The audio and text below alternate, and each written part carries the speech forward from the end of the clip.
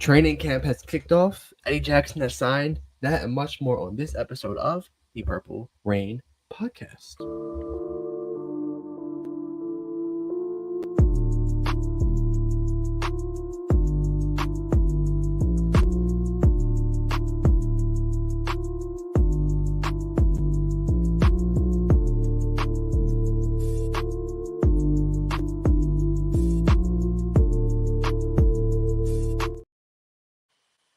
Thank you for coming through to this episode of the Purple Rain Podcast. A little late, my apologies. Was out and about doing some stuff. It is episode 250. So let's go down the list. Justin Houston, Tim Johnson, Edgar Jones, Albert McClellan, Kyle Van Noy, Antoine Barnes, Otaro Alaka. All were number 54, the Baltimore Ravens. But thank you for coming through this episode on a Monday of the Purple Rain Podcast. Training camp has started. We have signed a former Pro Bowl safety since we last talked. A lot has happened, but first and foremost, get the housekeeping out the way. You can follow us on Instagram at the Purple Rain Podcast.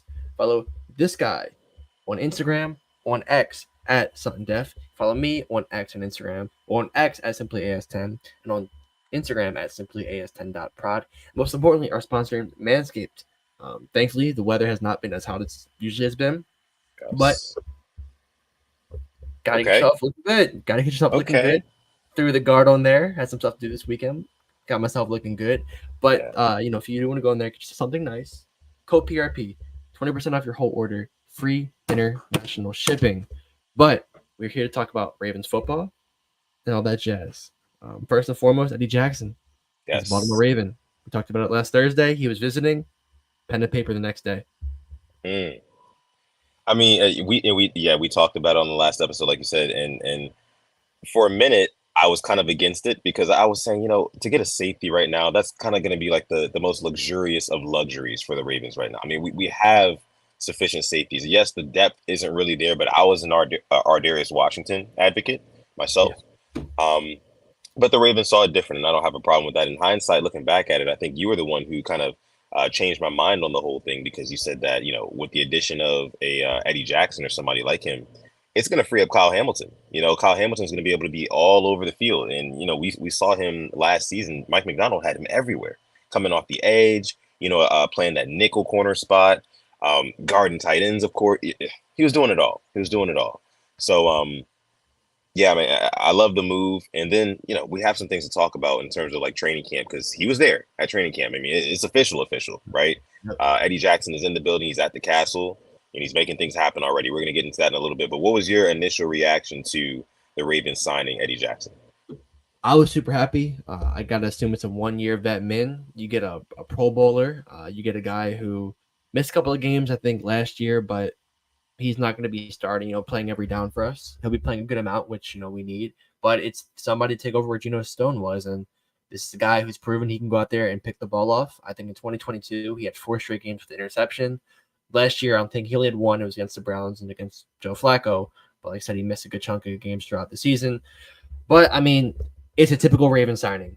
It's a signing that we're going to look back December, November, and be like, wow, this guy, we got him right before training camp. I just know that's how it's going to be. It's going to be a good signing. It'll help our defense out a lot, help out Zach Warren. I can't help but think that Roquan Smith advocated for this. Putting Roquan and Eddie Jackson back together on that defense. Yeah. That was really carrying some of them teams sometimes. With Trubisky at quarterback, got into the playoffs, I think, twice. Yeah. Both key pieces. And what's funny? It's funny you bring that up, Alex, because I went from not liking that move being potentially made until, it was actually made by us. And then I went to liking it. But now after hearing you speak and after hearing some things that Eddie Jackson said today, I love it. And let me tell you what he said today. I mean, Eddie Jackson, you just pointed it out. He was a former Chicago Bear alongside Roquan Smith. So he's already familiar with Roquan, right? They're already working together. Number 2, this guy grew up 15 minutes away from Lamar Jackson, right? He calls them cousins. They both have the same name. He kind of joked today, called them cousins, that sort of thing. He's already cool with QB1. He also grew up with Zay Flowers as well.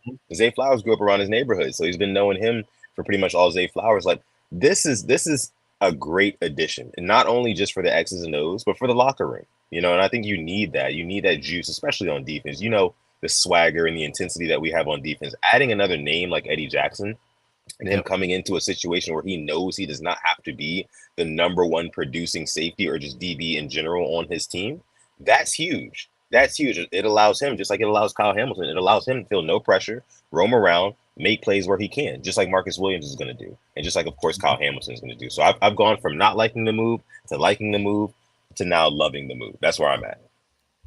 Love that. Yeah, and while we're talking about Eddie Jackson, I mean, let's get into the training camp. He had to Yeah. pick his first practice with us, or maybe second. I don't know if he was there yesterday. I think he was. So his second training camp practice with us, he had to pick. Really adjusting nicely in the rainy weather. Um, Today was dominated by the defense. With the weather, Lamar Jackson hasn't been in the past 2 days. We'll touch on that as well. Yeah. But I mean, it's the biggest takeaway is your first 2 days. I know you've definitely been keeping up with training camp just like me. For sure, for sure. Biggest thing, I mean, you guys can see it in the title of this video, man. Rashod Bateman. The Bateman agenda is alive and well and kicking, and it will be throughout this whole entire season. At least I believe. Rashod Bateman is already making plays in training camp, and this is after, of course, he's signed his major deal. Well, not major deal, but his extension with the Ravens this offseason. And again, it's day one of training camp. He made 2 really nice catches, mind you, in the pouring rain. It was pouring down raining in Owings Mills, Baltimore today. And he was out there making plays, man. There was the one play where he goes up and high points the football. I believe it was over, it might have been Daryl Worley. I couldn't exactly see who it was. And then he had another catch. It was another deep ball, right? And I want to say it was like in the end zone, or at least for a big game. And he catches it like basically on the ground, just gets his hand underneath it. And that was with Brandon Stevens in coverage. So, I mean, listen, man, Rashod Bateman is already impressing me. I expect him to keep up this type of production throughout training camp, and I expect him to take it into the season as well. I mean, everything that we've seen about this guy when he is healthy and he's playing football for the Ravens, he's he's a route running savant. I know I always say that, right? He's a route running savant, but we see this guy get open and create separation constantly. We just have not been giving him the looks. There's too many other people that were kind of like, I guess you could say higher than him on Lamar Jackson's totem pole or priority list when it comes to giving them looks and passing the ball. Todd Monken as well, because he draws up these looks too. But I think that this is going to be a big year for Rashod Bateman, and it'll be very interesting to see how he kind of splits looks with Zay Flowers and Mark Andrews and Isaiah Likely. There's a lot of weapons on this team, Alex. A whole lot of weapons. So, me seeing Rashod Bateman, turning up early in training camp, that's very, very exciting for me. But I hope and I pray that, we're more intentional about getting him the football. Yeah, and I hope that translates over when Lamar Jackson's our quarterback as well. And I hope they can get that chemistry together. It's like if it's not one thing, it's the other. If it's not Bateman, dealing with something nagging injury, or eyewear. I'm sorry, it's Lamar getting sick. And I'm going to kind of touch on that real quick. Yeah. He is sick. It's the first 2 days of training camp. It sucks. I would love for him to be out there, but that's how it is. And I think today he would have practiced. But putting somebody who's already sick out there in the pouring rain really isn't a smart decision at all. Yeah. So hopefully tomorrow he'll be back.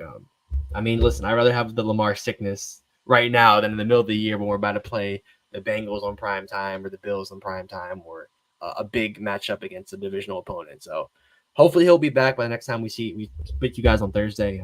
Hopefully we have a couple of highlight catches, him to Zay, him to Bate, him to Mark, him to Likely. But I'm glad you touched on our weapons because we had a fantastic conversation with Isaiah Likely. And once he go and do the first day of practice, fantastic catch for a touchdown, I'm pretty sure. So, I mean, it kind of just speaking on what we were talking about, it just kind of, makes us look pretty good. So pat on our backs there. Love that. One thing I do want to talk about, though, is our first round pick, Nate Wiggins, already, kind of showing you why, we took him with that pick in the first round, interception.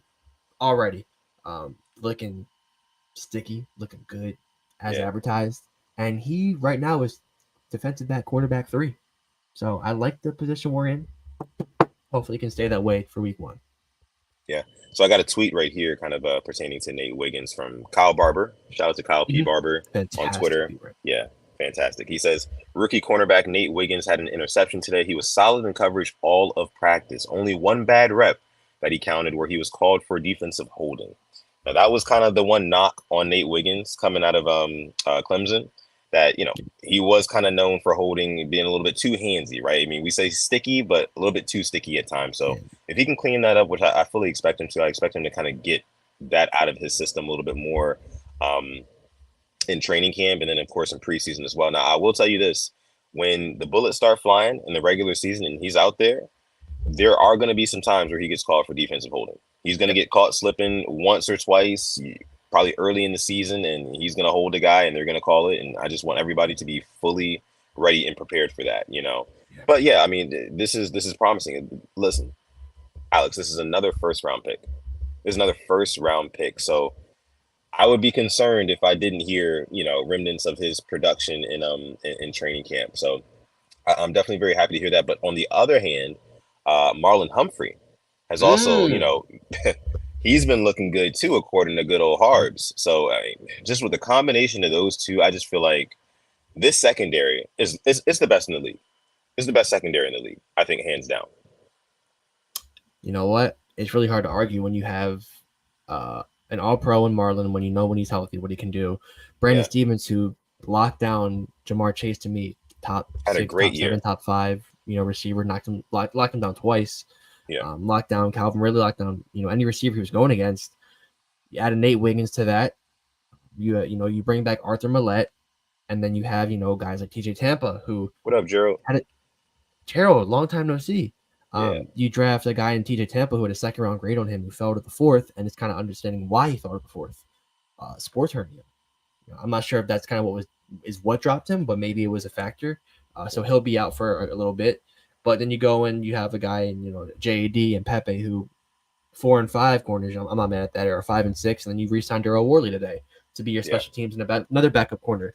And there's still some really good corners out there, but we have a really really good secondary, and then you throw one, Marcus Williams, Kyle Hamilton, Eddie Jackson. So we said this in 2022 when we got Kyle Fuller. We aren't playing in MetLife Week 1. All right, we aren't playing there. There's an upgrade from Chuck Clark to Hamilton, and then you have Eddie Jackson as well. But I really hope Marlon can stay healthy, because if he can stay healthy, that is going to do wonders for this team, and it just lets Zach Ward be that much more creative. And then also stick on the defense as well. It is training camp. You know who I'm about to talk about because he is a okay. training camp warrior, Oh, you already Mr. know. 99. Yep, Adafe Owe was active in the MVP. backfield. He was active in the backfield. According to the Ravens, he bottom of Ravens.com, made a couple of nice rushes and blew up a run. He has Yeah, looked fantastic during offseason practices. And yeah. Mr. Owe, I am one of your biggest fans, but we've heard it the past couple of years. We've seen it on the field as well sometimes, but I want to see it all game, every game this year. Have a Matabike type season. Show us why that 5th-year option got picked up. Yeah, I mean, we've been preaching it. At least I know I have. I mean, Alex is a little bit more reluctant to spew the Owe jokes than me, but I mean, I'm here to get him off. This is MVP of training camp, Adafe Owe, man, and I hope he does do well this season. I really do hope that the sack numbers can get up. And listen, guys, I understand Adafe Owe does a lot more than just chase sacks. You know what I mean? He's really good at blowing up plays, tackling. He's really talented at that as well. And then also setting the edge, which is I think an underrated part of his skill set. You know, he's really good on like those outside runs, things like that. Screens. He's normally all over that. Him and Kyle Hamilton, guys like him, guys like them. But again, man, I've said it. It's an annual tweet from all the beat writers. They all say, "Oh yeah, Yeah. Owe's he's going off. He's going off." Somebody even asked Kyle Barber the question on Twitter today. They said, "Is Owe mainly attacking left tackle or right tackle, or is he Right. just getting Right. through on both sides?" And Kyle responded. He says, "Owe seems to be getting pressure regardless. Anywhere you put him, he's getting pressure." So we'll see if that translates into the season. It normally, well, the pressures do translate, right? It's just Mhm. not the sacks. We want guys on the ground, quarterbacks on the ground, because that is a loss of down, a loss of yardage, and a net positive for our football team. You know, so it is frustrating seeing, at least for me, and just in all seriousness. And again, I love Adafe Owe just as much as the next Ravens fan, but it is annoying seeing every year in and year out, him go off in training camp, and then when the season starts, it's crickets. You know, you really don't hear his name unless you really, really watch the film and see some of those other kind of underlying things that he's doing, like I was saying. Yeah. And I'm going to stick on that D line as well. Matabike, they said he had a really good day today. Was dominant, had a sack on Josh Johnson and a pressure that drew a holding penalty. They said he certainly looks like the Matabike of last season, Yeah, if not better. Kyle Van Noy had a sack today, which was good to hear. And then I believe Travis Jones was a presence in the middle. He stopped Justice Hill Ooh. cold with one arm, and Ooh. then he clobbered Derrick Henry in the Boy, backfield on another strong. play. What? I didn't hear that. Yeah, he clobbered Derrick Henry in the backfield. But I know we're this is hyping him up, but I'm thinking about that line right now, and I'm like, hold up, can we get our the best running back since possibly a Ray Rice or Jamal Lewis some blocking. I would love for that to happen. I'm not too worried about the line now, but you did tell me there are some false starts going on. Yeah, so there were a couple false start lapses today, and this is also coming from Kyle Barber, so shout out to him again. Says that there was one false start for Andrew Voorhees, one for Charlie Quillar, one for Sean Ryan, and two for Isaiah Likely. Oh, So this is honestly, you got three from tight ends right there, but honestly, this is expected, right? Training camp day one. I mean, guys not only are rusty, got to get the jitters. I mean, it's back to football, right? It's like the first day of school again. You know what I mean? For these guys, like they're just kind of trying to get accustomed to things again. yeah, That's one of the things that I definitely think will be cleaned up by the preseason, probably by the next 2 or 3 weeks. To be honest with you, I don't expect that problem to kind of continue throughout training camp. But I do like that Andrew Voorhees is getting work. You know, yep, I think yep, that he should probably win. I think the left guard spot is his to lose. I'll say that.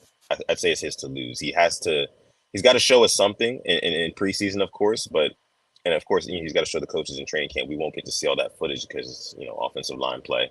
But I definitely think that the job is his to lose on that offensive line, at left guard.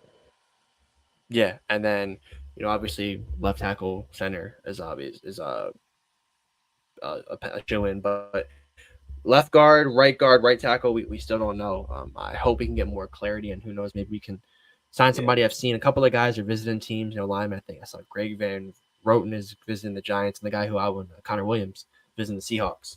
So I'd love for EDT to call him up and bring him in for a workout just to see what's going on. But yeah, I mean that's kind of the what's been going on the first 2 days. yeah. Other notes I see Well, here, I see well, Trenton Simpson. Trent Simpson. Yes, There's a he Simpson sighting. had what would have been a sack on a blitz. He was showing off the speed that he was known for at Clemson. So you can't sack Mm, him. Got to hold on to him. yeah, yeah, right, Can't right, you right, can't right, yeah. right, right. But yeah, I tell you, man. I don't. Sometimes, Alex. I don't know if we just get too deep in the weeds on these Ravens players and this roster, and because it really seems like this roster is top notch. It is a yeah. wonderful group of guys here that we have this season, and sometimes I wonder, like, am I just like, do I have on the purple glasses? Like, am I tripping? Like, is this team not that good? You know what I mean?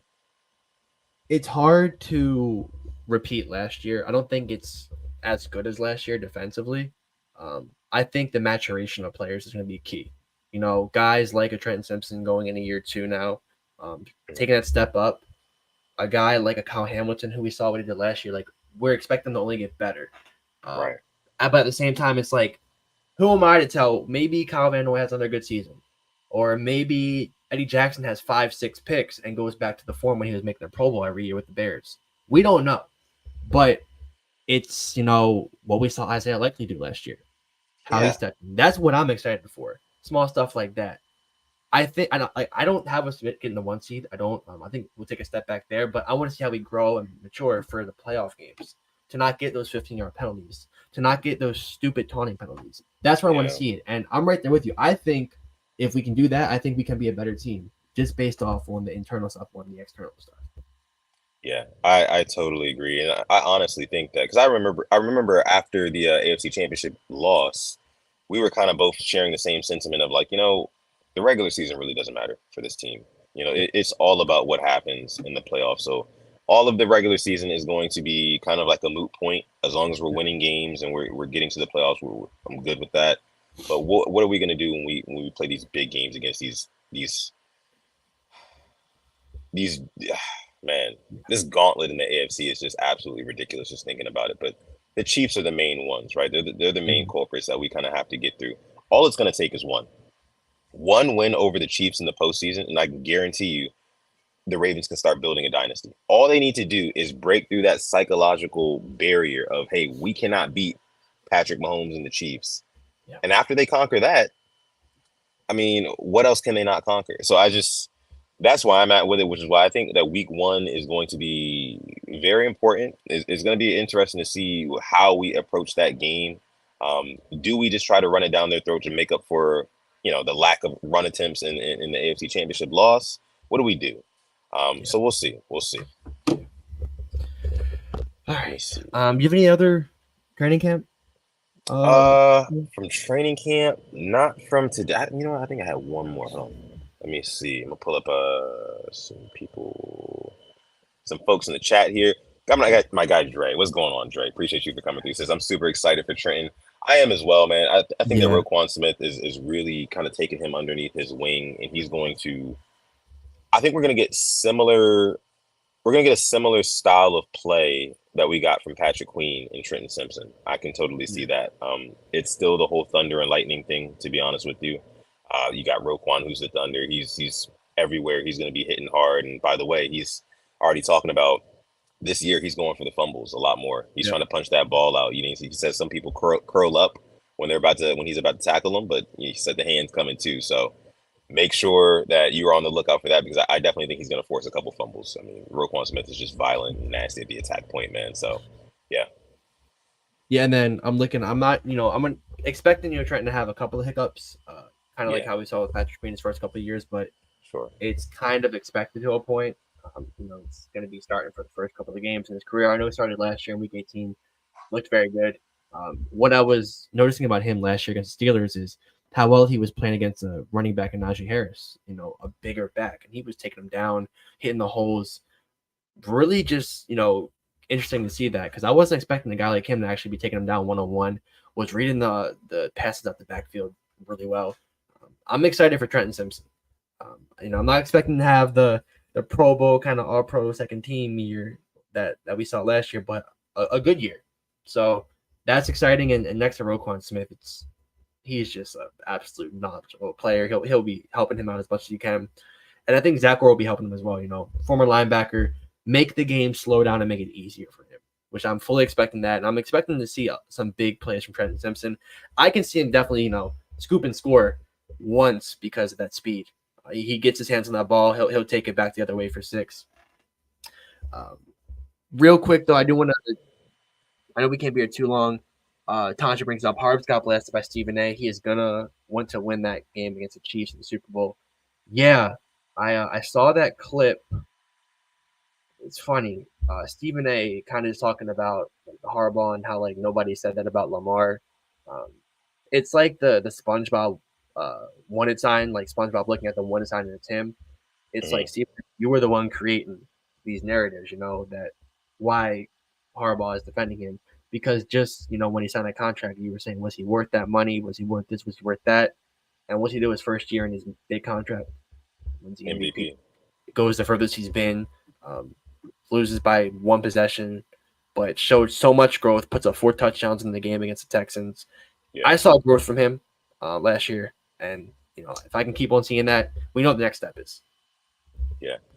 And this is, again, why I say that all the Ravens need to do is beat the Chiefs in the postseason one time. You beat them one time, and from then on, I mean, it shuts everybody up. It shuts all of the doubters up because, I mean, literally, the only thing that they can hold over Lamar Jackson's head to this day is that he has not gotten a Super Bowl, and he's in year 7. Which is pretty telling, to be honest with you. That's the only thing that they can really hold on to. It's no longer, oh, he's a running back, oh, he can't throw. It's just, oh, in the postseason he doesn't look good. But in reality, the Ravens don't look good as a whole in the postseason, and a lot of that has to do with John Harbaugh as well. So when we talk about that SpongeBob meme, I think a lot of it has to do with Harbaugh too. I mean, Harbs, you take some of the blame for these playoff blunders. You definitely do, and unfortunately, the media is always going to choose to rag on the player as opposed to the coaches because the players are ultimately the ones who are on the field making the plays. And I understand that to a degree, but with the type of breakdowns that the Ravens have had over the past couple of seasons in the postseason, it's just it's coaching. That's the Yeah. number one thing. I mean, I could definitely speak to quarterback play and Lamar Jackson not hitting all the throws and him making some questionable decisions. Sure, I could. But normally that happens, the questionable decisions, that is, when he feels like his back is up against the wall and he's got to make something happen. He's got to put on the cape. But the thing about John Harbaugh is his job is to make sure that it's not all on Lamar Jackson. You know what I mean? And that's why I think, again, the addition of a Derrick Henry this year is going to make all the difference, because there's literally a constant 6'4", 6'5" reminder walking up and down that sideline, reminding you like, True. hey, put that guy in the game. I mean, that guy is going to carry us home. And by the way, we got Lamar Jackson that the defense has to account for as well. So I think that this year will be better. There's no excuses. There was no No. excuses last year, or I think in years past, but this year, given how close we got last season, and knowing like kind of the reason why we opted not to run, because we did not trust our run game. They got stopped a few times Yeah. early, and we just figured they couldn't get anything going. With a Derrick Henry, you instill the confidence that even if things aren't going exactly the way we want it to be going right now, we've got this 6'5", 200-something-pound monster in the backfield that we're going to let take us home. So, man, it's just Tanja Bowman says facts. Sutton, say it again for the people in the back. Yeah, yeah. It's DG says that's why we call him Garball. I want to say Garball. I want to say Garball. I Well, mean, he's a great coach, but it's just I'm not calling for his head. I just what yeah, Stephen A. Smith said. He brought up all these guys that have won 2 MVPs and won the Super Bowl. Um, I can't name them all. I think it was Johnny U, Mahomes, Brady, Rogers, Manning, Kurt Warner, Steve Young, Joe Montana. I think that was a list. All right. mm, Here's my problem with that. The 7 years Lamar has been in the league. Stay with me. Here's who's won the Super Bowl: Brady, Mahomes, Brady, Stafford, Mahomes, Mahomes.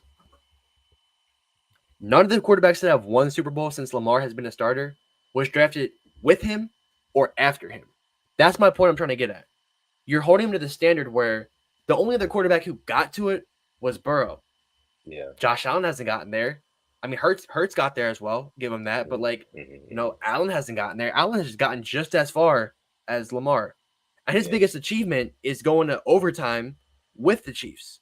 And I'm yeah, not trying to take anything away from it. Josh Allen is a fantastic quarterback, but it's just like the way they talk about it. That's where my problem is. It's like you would think he's the only quarterback in the league to not win a Super Bowl, bro. I just saw the NFL Top 100. They put Aaron Rodgers at 92. 4 plays. 4 plays.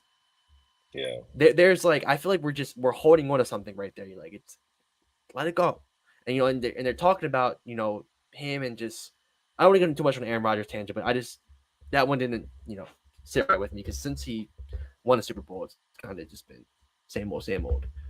But yeah, I mean, it's like I said, it's one thing if Allen was winning one, if Kyler had one, if all these guys drafted after had one. Hurts, they don't. Kyler, I don't think has a playoff win. He was the number one pick. Daniel Jones has one playoff win. The guys drafted after him. So it's because Lamar is that good to me. They expect him to have a ring already. yeah. That's a really good point, Alex. I didn't even think about it that way. I mean, yeah, nobody who was drafted with him or after him has won a Super Bowl. I mean, like I said, Burrow and Hurts got there, and they did it. They I got mean, there, right? fantastic years for Burrow. I mean, Hurts Yeah, did everything he could. Like that was one of the greatest Super Bowl performances. He put the team on his back, and still, Purdy's gotten there. Purdy as well. But they haven't won it. It's Yeah, just yeah, interesting. So, I mean, yeah, I mean, wow. And I honestly think that would make it all the more special if John Harbaugh was able to make good on this, oh, Lamar Jackson, the best quarterback of all time promise by getting him a Super Bowl. And like I said a couple weeks ago, revolutionizing the mobile quarterback as a viable option for a Super Bowl yeah, roster. That I think that would speak volumes for Harbaugh's career, of course, for Lamar's career. He promised us the Super Bowl. Man, that is a really good point, Alex. I'm yeah. I'm so Like glad you brought that up. and like I said last episode, Harbs with winning a Super Bowl with Lamar, like it puts him up there high with Yeah. coaches and what he's done and winning with two different types of quarterbacks. Yes. There'd be a Imagine winning real with type of Flacco than conversation. Lamar. There's a real. I mean, obviously Reed's above him, Belichick's above him, but you talk of modern day coaches, you may be having a real good conversation of where Harbaugh ranks as a coach. Post 2000, he'd Yeah. be up there. So Yeah. All right. Let's see. We got comment from Ravens Flock. What's going on, Flock? Says, LOL, y'all better not make excuses for this O-line this year. By the way, y'all drop your questions. Drop your questions down below in the chat. Drop them down Me below in too. the chat. If you're not watching this live, you're part of the hashtag replay gang. Thank you so much for watching this episode 250 of the Purple Rain podcast. Make sure you leave your questions down below in the comments section. And like the video as well. If you're watching right now, like the video. Helps us out a ton. Season's right around the corner. We want to have more content coming for y'all. But Flock says, LOL, y'all better not make excuses for this O-line this year. Y'all got what y'all wanted. Defense, defense, and more defense. O-line will be the downfall of this season. Y'all can book it. Alex, your thoughts? I hope that's to the chat or maybe to the other fans that won defense. We were on record saying we won another lineman, and I can give you names. We wanted Dalton Reisner from the Vikings, and we went before he went back there. And I want Connor Williams to come in who can play guard or center. But yeah, I agree with you. I would love for us to upgrade the line. I was just talking about that. Like, if you have a fantastic line and Derrick Henry behind it and Lamar Jackson, it's very hard to stop it. I definitely would love to see maybe one or two more guys come in and help us out, because rolling out there with some younger guys isn't the best decision. We trust Voorhees, and why we got him, to redshirt that year, and he's been looking good from what they say. But until he puts on the pads, and preseason will be a great indicator of that. I can agree with you to some extent. I would, like I said, I want the line to be better. I think it's middle of the pack right now. Yeah. Yeah, no, I can agree. It definitely is middle of the pack. We did regress, losing Kevin Zeitler, losing Morgan Moses. That entire right side of the line is just, you can say what you want about John Simpson at the left guard, but I mean, he was pretty good for a while last season too. But I do have confidence, and here's where I just have to trust the draft. You know what I mean? Like, this is what the draft is for. Like, we went out and we drafted an Andrew Voorhees, and he basically redshirted for us last year. We went out and we drafted a Roger Rosengarten with our second round pick this year. I mean, those guys got to step up. We got to see what they have. You know what I mean? So we can sit here all we want and say, oh, we got to bring in this veteran and that veteran. I mean, so what happens to our draft capital? What does that mean for our draft capital then? Yeah. We spent high draft capital on these guys. Like, they got to play. They got to play, and we can worry about them not performing later, and we can worry about bringing somebody in or rotating people out. Stick Makari in there, he's a good rotational piece.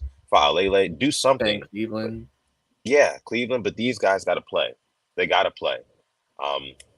Yeah, that's where I'm at. Let me see. Ravens Flocky follows it up, says, I'm a USC fan. Voorhees is average at best and cannot stay healthy. Hello, and this is who y'all want protecting our MVP QB. Can't make this up. Man, the pessimism from Ravens Flock, man. I get it. I got you. It's one Don't of those take it on things, us. bro. Listen, we went the line, and sure. like, believe me, like, I didn't want to get rid of Zeitler. We're both on the record. We wanted to keep Zeitler. We want us to get something done with him so we can keep our right guard who played at such a high level last year. I mean, that's just how the cookie crumbles. And yeah, it's and we're not defending it, because I know we both want it to be as good as they can. But yeah, I have no answer because I wanted us to keep him. I wanted us, get somebody else in free agency, and we did it. It sucks. It sucks. Let's just hope that they just turn out good. That's all I got. Ben Cleveland, why did we draft him in the third round? Quinn Miners got drafted 4 picks after Ben Cleveland and just got a fat contract from the Broncos. Yep. This is why, we haven't seen it from Cleveland. Cleveland only comes in whether somebody goes down or if it's a meaningless game in Week 18 against the Steelers and it's a monsoon out there. Yolanda says, the O-line is still a bit of concern for me. Too many uncertainties. But if they can gel and if the young guys can acclimate quickly to the speed of the game, then let's get it. I hope so. I really hope so. That's the best case scenario. Kind of like last year with the edge position. It was supposed to be Owe Najabo. End of the season, it was Van Noy and Clowney. Worked out pretty good. But I don't know if we'll have to go to the street and get some replacements. Now, I do expect Todd Monken to kind of take stock of the situation, right? Young, kind of unexperienced O-line. I see what you guys are saying in the chat about them. But I do think that Todd Monken will make the proper adjustments. And I think that early on in the season, what we'll see from this offense, a lot of quick passes, things like that to get the ball out of Lamar's hands quick. So, the offensive line doesn't have to block for, 3-4 seconds at a time like that. I don't think that that's what we're going to be going for, at least early on, until those guys can get the reps together and they can gel, kind of like what Yolanda's saying here.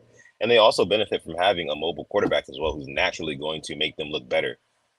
Lamar Jackson is damn good at kind of manipulating the traffic in the pocket.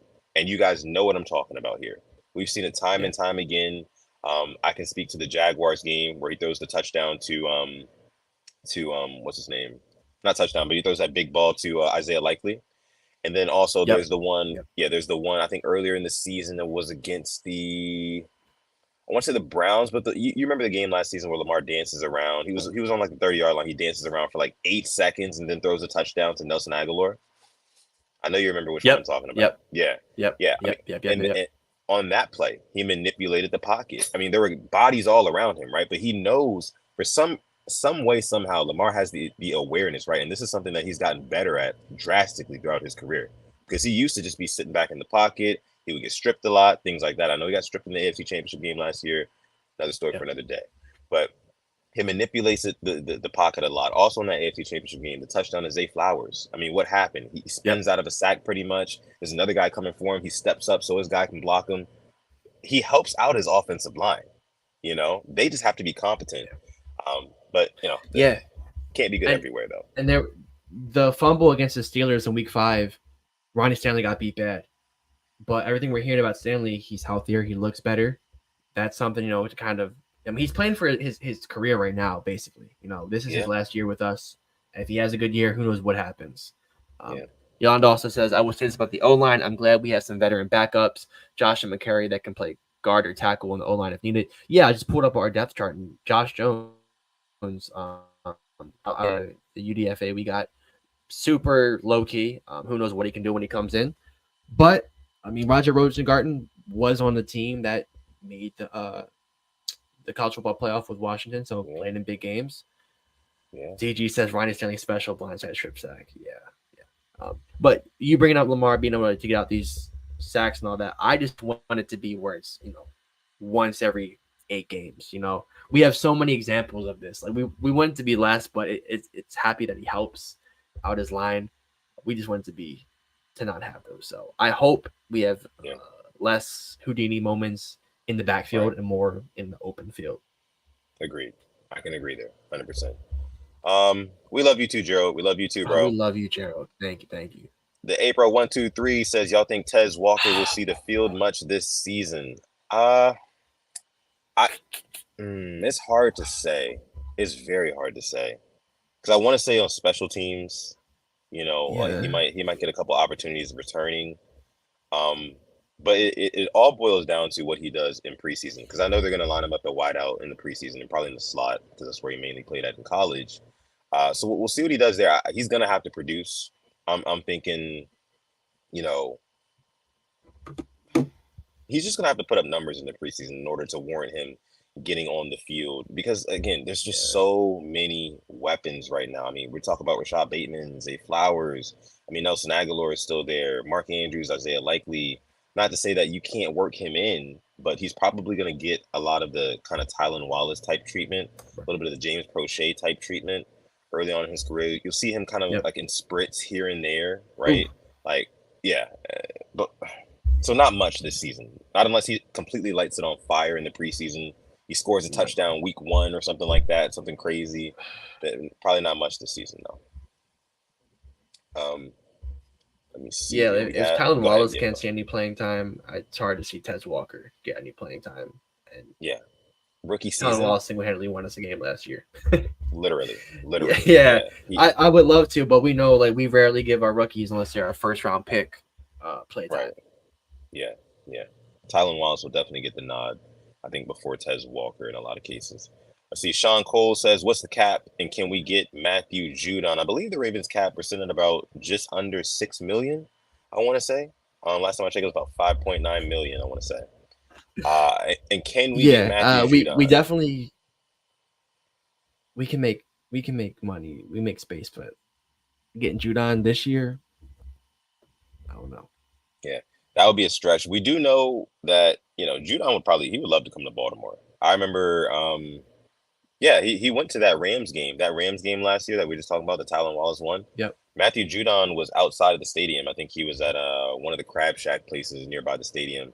And, he's taking pictures with fans and whatnot. So he still loves Baltimore, and you know, I'm sure he would want to come back to a contender like Baltimore. So, but the price would have to be right, and I don't think it is. I Yeah. mean, he's too good. He's a little too good. But let's see. Okay, moving on here.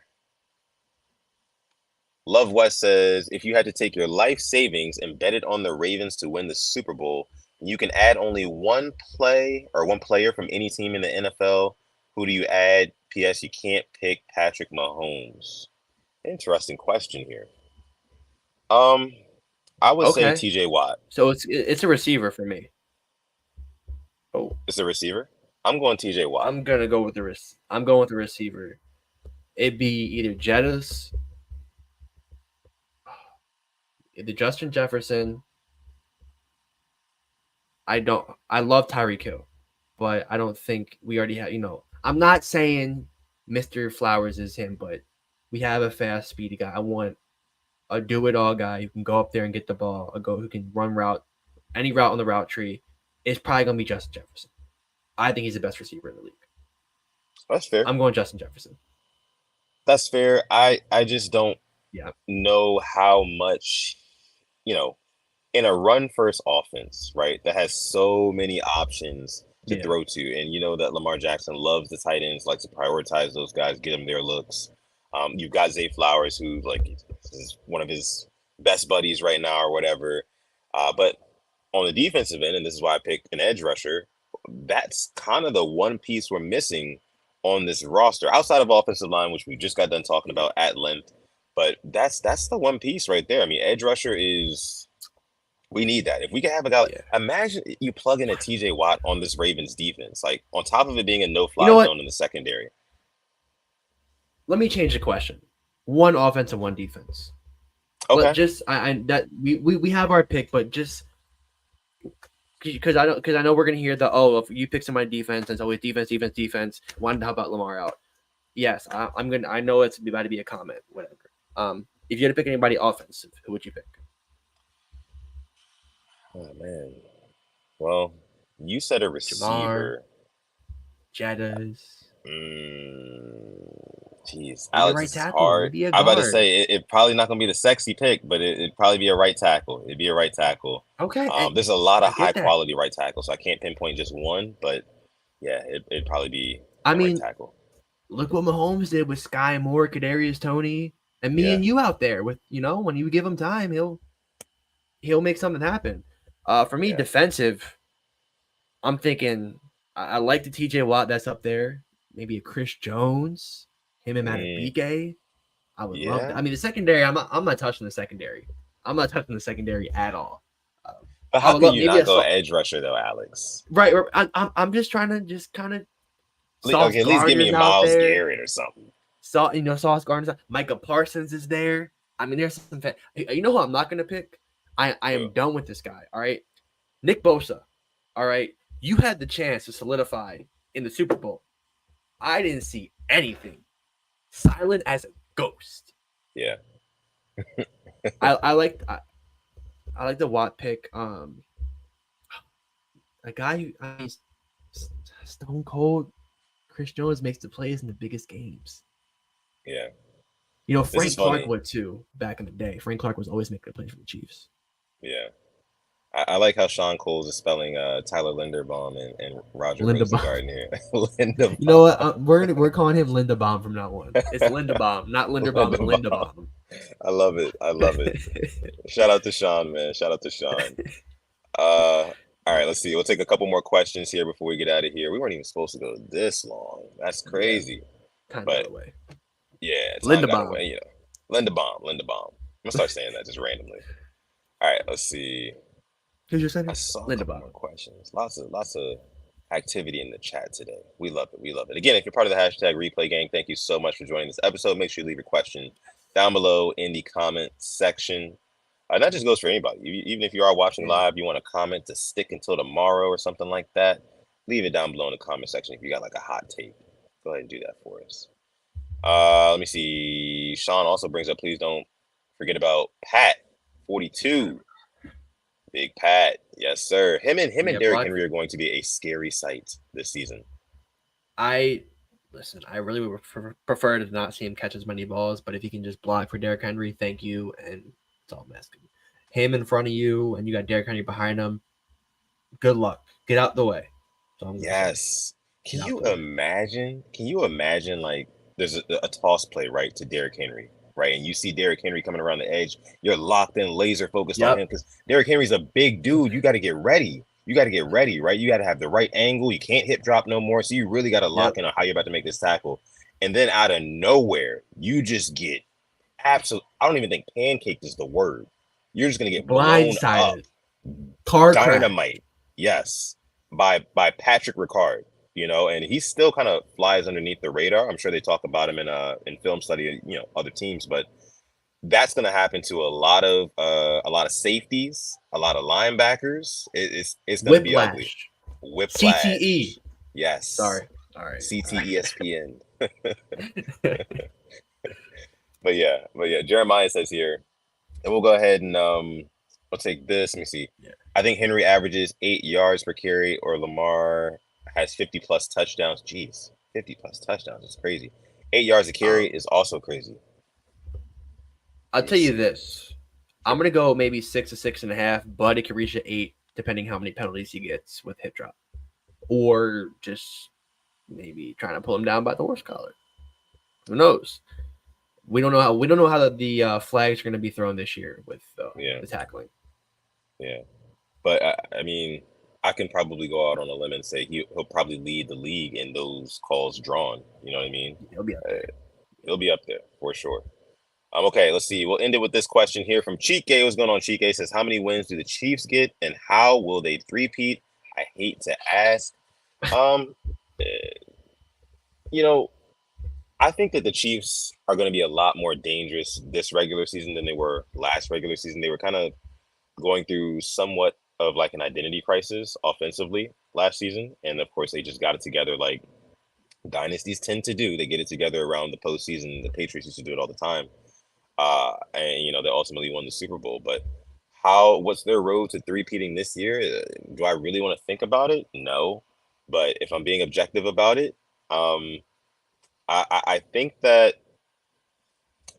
Mahomes, it's hard to pinpoint it, but their defense has to be as good as it was last year. Yep. We know that the offense is what that's going to bring, but Steve Spagnuolo and that defense that he's coaching up over in Kansas City is something serious. So if they can carry over the momentum that they had from last season, I mean, they shut us down, 10 Yep. points, right? And Yep. we were crushing teams all year. So hats off to Spags and that Chiefs defense. So I think that that's the way that they three-peat. And also, if he can develop a connection with Patrick Mahomes, that is, a connection with Xavier Worthy, which they've already been doing in training Yep. camp. I know you saw that deep bomb across the body. Yeah, Yep. that was scary, not gonna lie. And then Yeah. also they have Marquise Hollywood Brown, who's known to take tops off of defenses. He did it right here in Baltimore. And then they also have Rashee Rice, who is Yep. supposed to be their next kind of, star receiver in the making if he can stay out of trouble. But yeah, I mean, I think the biggest thing is that defense for sure. I think they get 12 to 13 wins. Their offense to me has gotten much better. Yeah. I think their defense has dropped off. They lost L'Jarius Sneed. They lost Willie Gay. Willie Gay, I think he had a fumble in the Super Bowl when they beat the Eagles. Made some big plays. L'Jarius Sneed lockdown corner, top corner in the league. Um, it's up to if their younger guys can step up.